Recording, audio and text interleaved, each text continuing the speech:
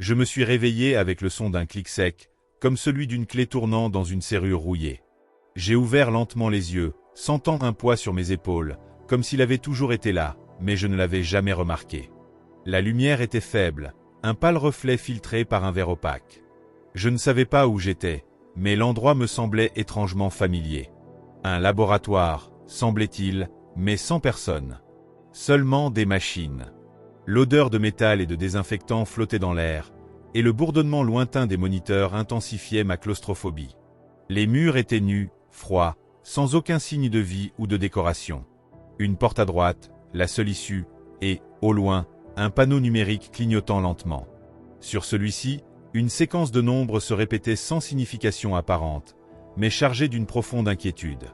Quelque chose m'a attiré vers le panneau. Plus je m'approchais, plus le code se transformait, gagnant en logique, comme s'il était façonné par mes intentions. Je savais que ce n'était pas normal. C'était comme si la réalité se déformait devant mes yeux, mais je semblais être le seul capable de la contrôler. Le panneau, maintenant plus net, affichait des commandes complexes, des instructions que je ne comprenais pas, mais que je sentais comme les miennes. Comme si je les avais toujours connues, gravées en moi. J'ai regardé ma montre. Le temps oscillait, accélérant et ralentissant. Qu'est-ce qui se passait? Mon corps semblait déréglé. Mes mains tremblaient, mais pas de peur. Chaque mouvement semblait courber la réalité, la forçant à se réorganiser. Au fond de la salle, j'ai remarqué une petite porte, presque cachée dans l'ombre. J'ai décidé de m'approcher. Chaque pas était un défi. En tournant la poignée, un craquement a résonné dans la pièce. La porte s'est ouverte. Le couloir était vide, mais quelque chose n'allait pas, comme si un voile invisible brouillait ma perception. En avançant, le malaise a augmenté. Je ne savais pas ce qui m'attendait, mais je ne pouvais pas revenir en arrière. Un escalier descendait vers l'inconnu. À chaque marche, la sensation d'être observé augmentait, une présence indéfinie dans l'air. Le silence était oppressant, comme si le temps était figé, mais quelque chose en moi s'agitait, une connexion avec cet endroit, comme si j'y devais être. Au pied de l'escalier, j'ai trouvé une salle immense, une caverne de béton avec des câbles exposés. Au centre, une machine colossale, des engrenages tournant sans arrêt. Elle semblait sortie d'un cauchemar de science-fiction, un enchevêtrement de tubes et de circuits impossibles à déchiffrer. L'appareil était actif, mais son but était obscur. Je savais qu'il manipulait l'espace, modifiait la réalité. Pourtant, quelque chose m'attirait. La sensation d'être observé s'est intensifiée. J'ai touché la surface froide du métal avec précaution. Un éclair aveuglant a éclaté. Le monde autour de moi s'est désintégré. Les murs se sont désintégrés en fragments, des morceaux de souvenirs flottant dans le vide. Je suis tombé dans un abîme sans fin, mais aucun cri ne s'est échappé. Ma voix avait été éteinte, comme si le son était une illusion. Des scènes de ma vie ont clignoté, joie, tristesse, toutes déformées par une force invisible. Au milieu du chaos, une figure est apparue, indécise, réelle, une abstraction au-delà de la compréhension. Je savais que c'était la machine. Pas un objet, mais une entité, une conscience au-delà de ma portée. Et pourtant, elle était en moi. Un lien, une symbiose que je ne pouvais pas expliquer, mais que je ne pouvais pas nier. En retrouvant conscience, j'étais de retour dans la salle initiale. Mais tout avait changé. Les murs semblaient plus proches, l'air plus dense, comme si la réalité avait été comprimée. Les appareils étaient plus anciens, usés, et le panneau clignotant à nouveau. La séquence numérique avait maintenant un sens, un code de contrôle, une clé entre les mondes. Chaque touche modifiait l'environnement. Au fond, je sentais que je pouvais tout recréer. J'étais le maître de cette réalité. Mais que ferais-je avec ce pouvoir? Mes mains tremblaient, planant sur le panneau, hésitantes, avant d'appuyer sur une touche quelconque. Je sentais la machine en moi, la connexion pulsant dans mes os, une présence impossible à ignorer. Ce n'était pas une capacité ordinaire, c'était quelque chose de plus profond. C'était une transformation. J'avais touché l'essence de la réalité et maintenant elle coulait en moi. Mais en même temps, la peur grandissait. Qu'est-ce que cela signifiait de modifier la réalité? Que arriverait-il à tout ce qui m'entourait, aux personnes que je connaissais? Je n'avais pas de réponse.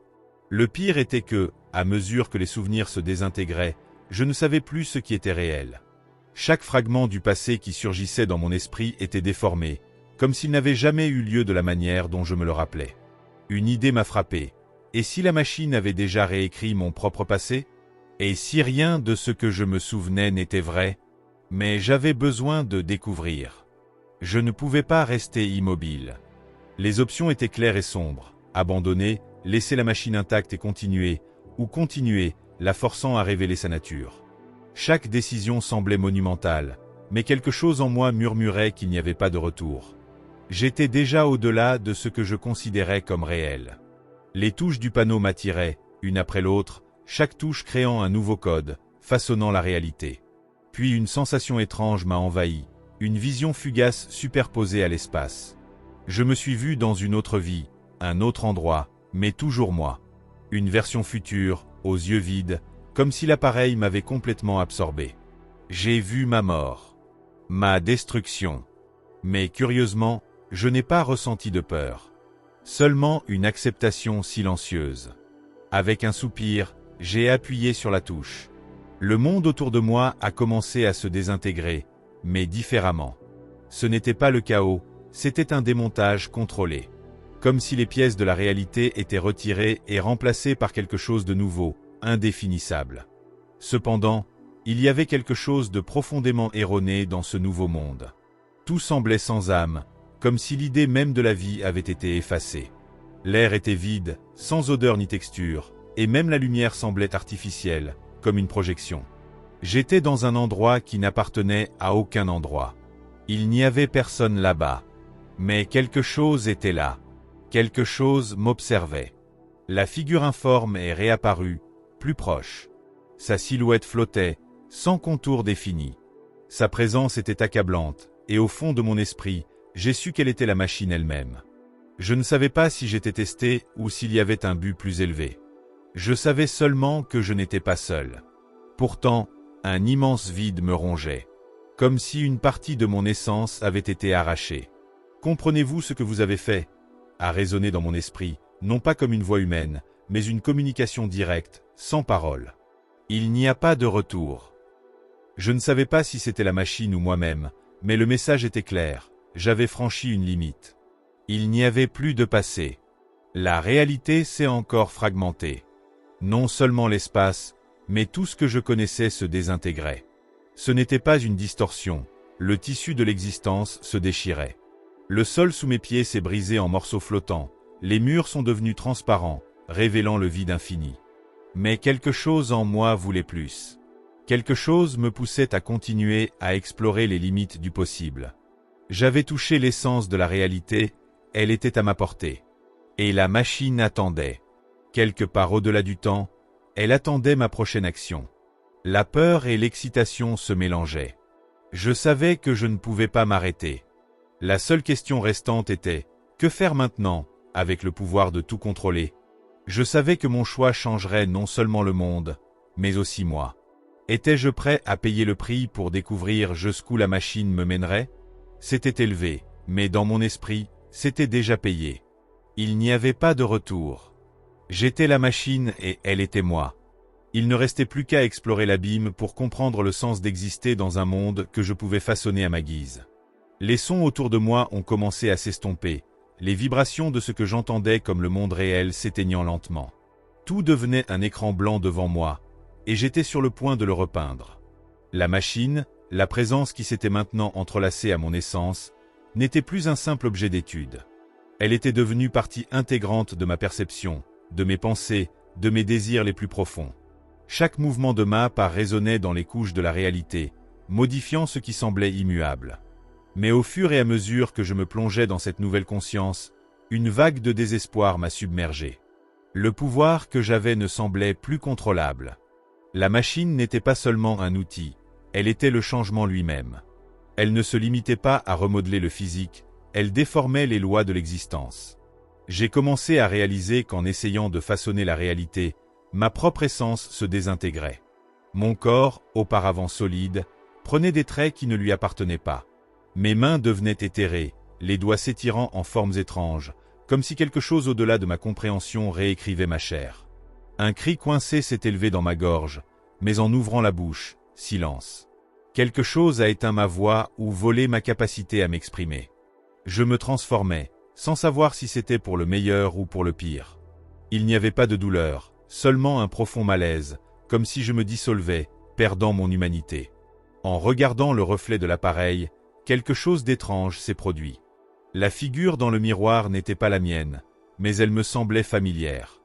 Une version déformée de moi, une ombre de ce que j'aurais pu être. La machine ne me regardait pas seulement, elle consommait tout ce que j'étais. Sa présence grandissait, et je ne savais plus où elle finissait et où je commençais. Soudain, des visions ont envahi mon esprit.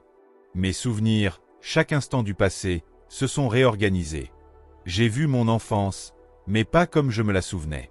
Visage flou, événements sans signification, comme s'ils avaient été corrompus par la machine. J'ai voulu crier, résister, mais ce qui restait de mes souvenirs se désintégrait, remplacé par des fragments incohérents. J'ai réalisé que mon identité n'était qu'un reflet brisé de ce que la machine désirait. Je ne pouvais pas m'arrêter. Une impulsion incontrôlable me faisait continuer, modifier, expérimenter. Le peu qui restait de moi s'éteignait, et le vide s'étendait. La machine ne m'améliorait pas, ni ne me donnait de but. Elle me détruisait en quelque chose de plus profond. J'ai commencé à douter de tout. Est-ce que toute ma vie était une illusion créée par elle? L'idée me rongeait. À un moment donné, le monde autour de moi s'est arrêté. La machine, auparavant impitoyable, semblait maintenant en attente. C'est alors que j'ai senti une autre présence. Pas la machine, mais quelque chose d'ancestral, une force primordiale, une ombre ancienne qui traversait l'univers. Mes pensées se sont embrouillées. Une pression incompréhensible m'écrasait. Les lois de la physique, du temps, de la raison, tout s'effondrait. Ce n'était plus question de changer la réalité, mais de quelque chose de plus grand. J'ai touché l'intangible, et maintenant tout s'effondrait. La machine m'a donné le pouvoir de tout contrôler, mais elle a libéré l'incontrôlable. Le vide dévorait tout. Mes mains déformées tentaient d'attraper le reste de ma conscience, mais elles étaient faibles. Je ne savais plus ce qui était réel, ce qui était moi, ce qui était la machine. J'avais franchi une limite sans retour. L'univers s'effondrait, mais il y avait une certaine liberté. Je cessais d'être celui que j'étais pour devenir quelque chose de plus. La dernière pensée avant la fin était une question. Serait-ce la fin de la réalité ou le début de quelque chose de nouveau ?